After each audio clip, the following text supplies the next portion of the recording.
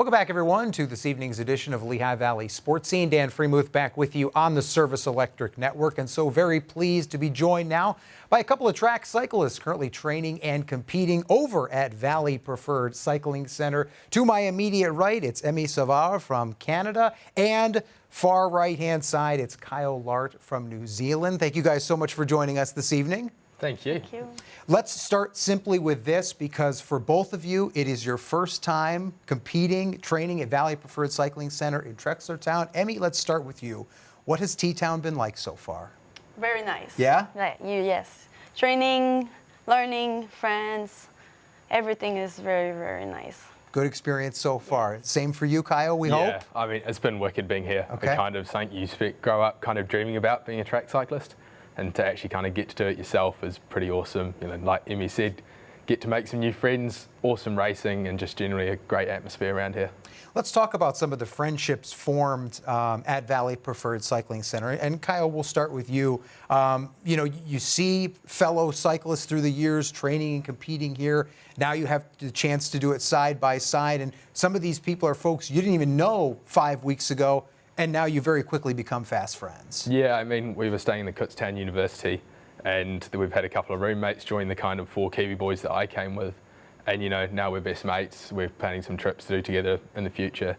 And then you get the kind of bigger things as well, like the other international riders, like the likes of Harry Lart and Jeffrey Hoogland, you know, the world and Olympic champs who we kind of grow up looking up to. Yeah. And, you know, next minute we're sitting next to them in the pits, racing them, having a laugh with them. It's pretty special. So great in both the professional and personal development side of things. And Emy, have you experienced the same, being able to make some very quick friends here? Yes, you're competing on the track, but off the track, becoming friends as well. Yeah, they're friends before, before racing.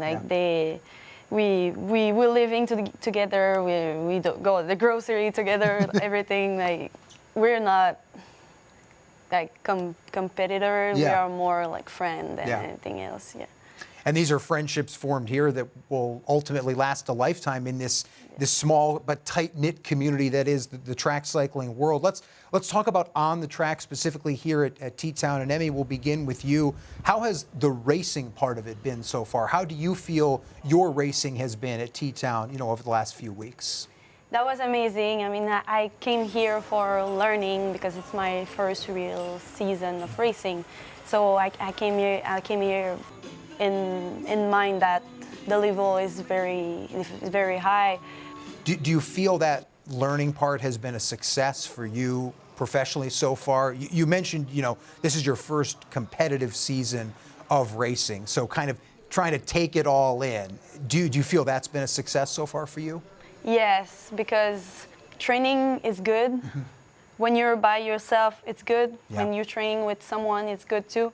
But when you're racing with all kind of level, all kind of people, all kind of race, like even if I'm a sprinter, I try to do some endurance race, who I can learn a lot in that kind of race too.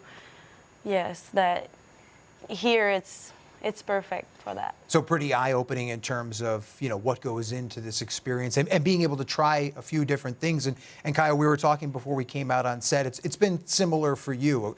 Great competition, being able to try some different things. How do you feel your racing has been so far this summer? Oh, I mean, in terms of, you know, how I feel about it, it's been wicked. It's, you know, you come out of every race stoked. You know, the fact you're getting to race bikes with people from all around the world, it's incredible. And I mean, for our kind of Kiwi development space of sprinters, it's quite cool to come over here and see the US boys and kind of a couple of other nations and see where they are. And, you know, we kind of grow up just racing each other. So to race some other guys, especially who are kind of in a similar phase to us, it's really cool. And, you know, you can see how different racing styles have developed, you know, how they all ride similar and we kind of all ride similar. And so to kind of, you know, start learning about how the rest of the world rides, obviously things have been a wee bit quiet the past couple of years. Yeah. So to get to race the rest of the world is pretty awesome. And to be able to race outdoors at T-Town, that's somewhat of a rarity. Now, sometimes Mother Nature can spoil things, like we saw this past Friday. But generally speaking, and Kaio, let's go to you first. Being able to race outdoors, the fans in the stands, the energy at the concrete crater, how's that been so far? I mean, it's incredible. Like the kind of crowds you see here for like what I'd call like kind of Friday night club racing Yeah. is the same as what we get back home for a national championship. Wow. So to kind of get that, and it's big metal stands, people are stomping their feet, there's those Shelby cowbells, people are getting rowdy, getting excited. I mean, Gabe Lloyd does an amazing job of hyping up the crowd. And, coming into a home straight, you've got 2-3 laps to go, the crowd's getting rowdy, you're getting into a finish, everyone's tussling for position, you're bumping into guys' shoulders. Like, that's wicked, and that's what we all dream of. Right. That's what we come for. Emmy, would you agree? Nothing better than that. Fans Yeah. in the stands cheering you on, especially in that final lap. Yes, that's amazing. We feel like a professional. Yeah. Well, and you guys are on that path. But let's kind of go to your track cycling journeys for the two of you. And Emmy, let's go to you first. We were talking before we came out on set. You started doing road bikes. Tried a little bit of everything in the sporting world growing up, but ultimately settled on track cycling and being, in the sprinting events. But take us through kind of briefly how you arrived on this track cycling journey. I started doing road bike, like you said, but I was very into sprint training. I started with my coach doing some training 2.5 years ago. I got asked by some people to come race in LA for fun. And it was pretty good. I did a good time. Yeah. So the coach of the Team Quebec called me, joined them in Florida to train before the first Canadian Championship, my first Canadian Championship, and COVID happened. So Yeah. I came back home, and for 1 year, like, nothing happened. I was training with my coach outdoor because we don't have a track. Right. Yep. So that was pretty hard until last November. I did my first Canadian Championship junior, and yeah, I'm here. And that went very well. That Yeah. Canadian Junior Yeah. Championships. There were 4 races, and you won 3 of them, correct? Yeah, that was pretty good. I mean, that was good, but I want to learn more and Yeah. more and more. That when you win a race, you don't learn as when you don't. A very good and mature perspective for Yeah. at just 18 years young. But you're right, wanting to kind of learn more and get more experience. That's where the competition here at Valley Preferred Yeah. Cycling Center comes into play. And you mentioned, your home in Quebec. You don't have a velodrome, so you've had to go to Colorado, had to go to Los Angeles, had to come here.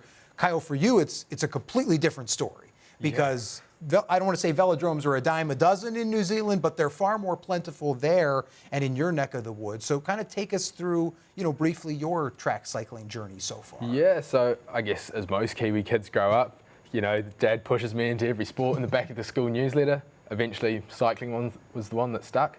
And then, a couple of years down the road, me and Dad are travelling to every race in the country, multiple weekends back to back travelling. And then eventually start flying, doing my own thing, kind of making my own way around the country. And, we've got 2 main indoor velodromes, so you're going one way or the other. And then, kind of started winning a couple of national titles, broke a couple of national records, won an Oceania title in Racing Australia. And then we got selected for 2 Junior Worlds, and then the world kind of wrapped up a wee bit, so we didn't really get to go to those. And now this year I've moved up to Cambridge, which is our home of cycling, to kind of progress the career a wee bit. And now I'm here. But of course, all of that kind of wouldn't be possible without all the people who have helped me along the way. Yeah. And, there's a huge list, but it's kind of really down to a few key sponsors that have made things possible. Yeah. The sponsors, your coaches, family, obviously hugely important in this equation. And I want to touch on something you mentioned, where you are in Cambridge right now, because it's not just track cycling full-time for these guys. Yes, that basically is a full-time job, but you guys have to balance training, competing, school, and work at the same time. Kaio, let's go to you first because you're in university, not at this very moment, you're doing some stuff online, but that's another half of this equation. How difficult is that balance? I mean, it's been a pretty full gas start to the year. Yeah. I kind of, at university kind of 9 till 3 most days. That's pretty full time. Yeah. And then, I'd be getting up at kind of 5, going to the gym or the track, or even coaching a wee bit. I work at the Velodrome as well. And, after university's done for the day, go back to the track, coach for a couple of hours, and then get my own training done. And that was, 3-4 times a week. That was burning me out pretty quickly. Gee, I can't imagine how that would be possible. Yeah, it was certainly tough. But like I enjoy every second of it. I love coaching the kids. I love my training. I'm enjoying my work at university. And you know, if you love it, then that's wicked. So. And obviously you guys both do. I mean, that's evident. And Emy, for you, it's a similar situation. You're doing an online job, you're doing schooling, and you're training and competing as well. How difficult is that balance on a day-by-day basis? And is there at all, at the end of the day, any time for Emy, any time for you? I mean, I like the routine I have. Like, if I have 2 training a day, I'm training before 8 to 5. I'm working, and 5 to 7, I'm working out again. Like, I like the schedule of my weeks like that. I mean, sponsors are good, but it's very expensive, so we need to work a little bit more. And yeah, I like the routine I have in that. Well, and clearly you've made it work. You guys have both made it work to get to this point in your career, and obviously still at 18 and 19 respectively, very early on in your careers. It has been an absolute pleasure watching you guys compete over at Valley Preferred Cycling Center. We've loved having you with us here this evening.